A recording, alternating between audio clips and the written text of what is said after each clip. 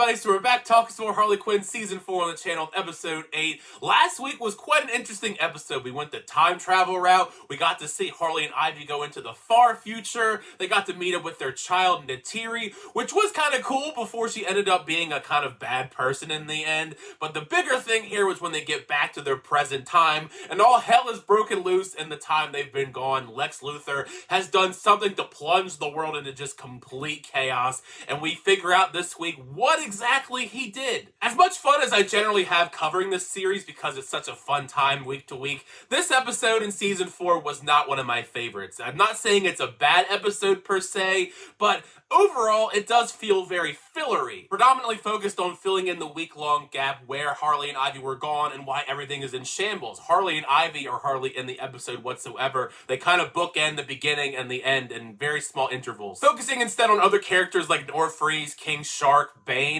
Surprisingly with Bane, it seems like we are having a through line with his storyline over the course of Season 4, because last time we saw him, he was stuck at TSA. Turns out he did make it to his destination, going out of his way to go all the way to Italy to get a new handle for the pasta maker, which I do appreciate the long-running gag with the pasta maker and Bane. But it's more so the reason that Bane is going through all this trouble with the pasta maker is why I find it so odd, because he's trying to do all this stuff to impress Norfreeze because he has this big crush on her, although I don't know why he has this big crush on her, because Norfreeze has absolutely no interest in Bane, doesn't even know his name. She's very clearly interested in Captain Cold, but it's Bane. In typical Bane fashion, once they tell him they cannot replace his pasta maker handle because they don't make it anymore, unlike most rational people that would just move on, he decides to just blow up the entire building, continuing on his journey in Italy until he stumbles upon this feisty Italian woman's house that for some reason is on top of this giant cliff.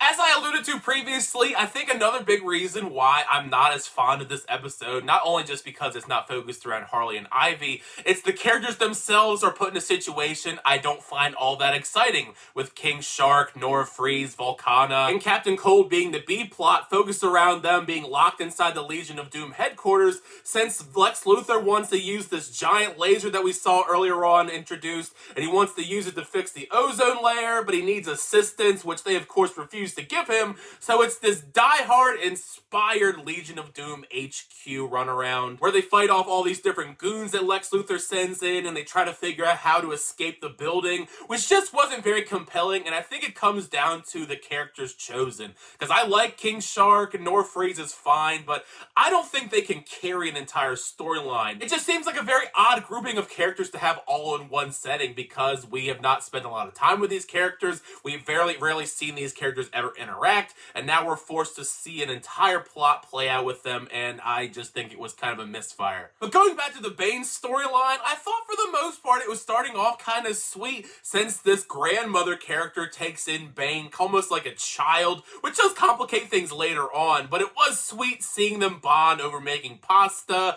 channeling Bane's love for Nora to be delicate and not just break everything. The best part of this entire thing, though, was the big reveal twist, if you will, that this grandmother is Mama Macaroni, the Mama Macaroni from the restaurant that we've seen featured in the show since the very beginning. It's like Ivy's favorite restaurant. She is the Mama Macaroni, which seems fitting because Mama Macaroni, she's a pretty feisty old woman, beating Bane up when he tries to leave, hooking his tubes to olive oil. As a big fan of Batman, I've always wondered what would happen if you hooked his tubes up to something else. I didn't necessarily think olive oil, but we didn't really get to see the results of that necessarily here, but it's a fun question to ponder about. With all the fuss that was drummed up from him trying to leave, it was kind of underwhelming how quickly the conflict gets resolved, because he just exchanges his freedom for getting her front row tickets to see Clayface. Once again, Clayface and his crazy show we saw earlier on in this season ends up being a really big deal in universe. So after all of that setup, which included Nora causing Volcana to use her powers, which allowed Lex's laser to get in range to be used, we finally circle back to the beginning of the episode with Harley and Ivy and the city in chaos. By the way, even though I consider myself a fan of the Snyderverse overall and Zack Snyder, I busted out laughing at the Snyderverse jab that Ivy made when they get out of the time sphere at the very beginning, that the Snyderverse people took over and that's why everything is so gray. After all of that setup and getting to see the backstory behind Bane's journey to Italy to try and fix the pasta maker and all the stuff with Nora Freeze, it still felt very lackluster because Bane tries to show off his pasta making skills to Nora Freeze. Like we all pretty much expected, she does not care at all about anything to do with Bane and this pasta maker, etc. But yeah, overall, this week's episode was very much a fill-in-the-gaps episode. We didn't necessarily move the story forward really whatsoever. We kind of just filled in the gaps. You could very much skip this episode pretty much if you really had to, but it was okay. If you like Bane, I think it's a more fun episode in that regard because I think he had the more enjoyable story of the two. Probably my least favorite so far of season 4 at this point, but now I've heard my thoughts on this episode. Make sure you share your thoughts down below.